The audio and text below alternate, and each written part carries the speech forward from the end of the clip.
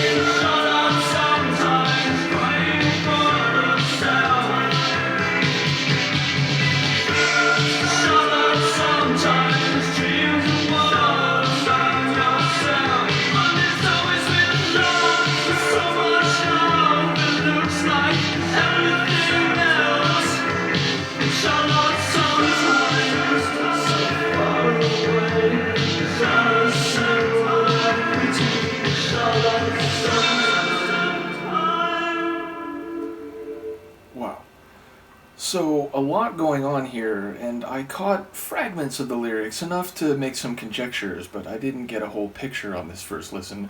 But to start with the sonics, which I think will actually lead into the lyrics and themes quite well. Sonically, I love, again, the mixture of the bass, sort of deep and underlying the structure of the track, as well as those gliding guitar hits which sort of float over the top. And the floating feel seems relevant in that it sounds like, at least in large part, we're talking about the narrator's dreams, and maybe as they relate to reality, or as they are dynamic and different or multifaceted over time. So there was a bit of a dreamy feel, not unusual. I've heard a number of Cure tracks so far which have that either underwater or somehow hazy and dreamlike type sonic environment. But ultimately, the thing that really stands out is Smith's multi-lined vocals, which in some cases are coordinated, in other cases are a bit more separated, and even in some sense sound at different levels of intensity. And that leads into the lyrics, and that I heard early on something to the effect of like multiple voices then become one, or something along those lines. So it feels like his vocals were expressing at least an early concept in the tune, and certainly in a dream, voices are sometimes weird, like you know what's being said, but you don't quite hear the words, or it sounds like there's a voice coming from someone in the dream where you don't actually see the person. So I feel like it could be directly related to the unclear nature of his dreams, or the, again, dynamic and shifting nature of his dreams. But I like the way that line seemed to speak to what production was done on Smith's vocals themselves. And yeah, we hear reference to Charlotte sometimes, but he's talking about dreaming sometimes, and he's talking about things seeming like they're very far away, which again can be a type of dream experience where you're moving toward, but things feel like they're not getting closer. There's that spatial ambiguity or surrealist type of feel to a lot of dreams. Then he's talking about a face that's very near but sort of expressionless, which is a very intense type of experience. So someone's right here, right in front of you, but they're not really indicating any emotional character or any speaking or movement in their face. Then there's perhaps a little unsettling or uncertain aspect as to what their presence means, or what they're feeling and how that might relate to you. And then he's talking about Charlotte crying a lot, and I don't know if there was a line, something to the effect of trying to get her to not cry anymore, or maybe there was a shift in the degree to which she's crying, but someone who's crying is obviously not in a good place. I suppose maybe in a minority of situations people cry for reasons of joy or profound inspiration at seeing something awesome in a traditional sense, or marvelous. But more often, crying is a product of feeling upset, feeling hurt, feeling depressed.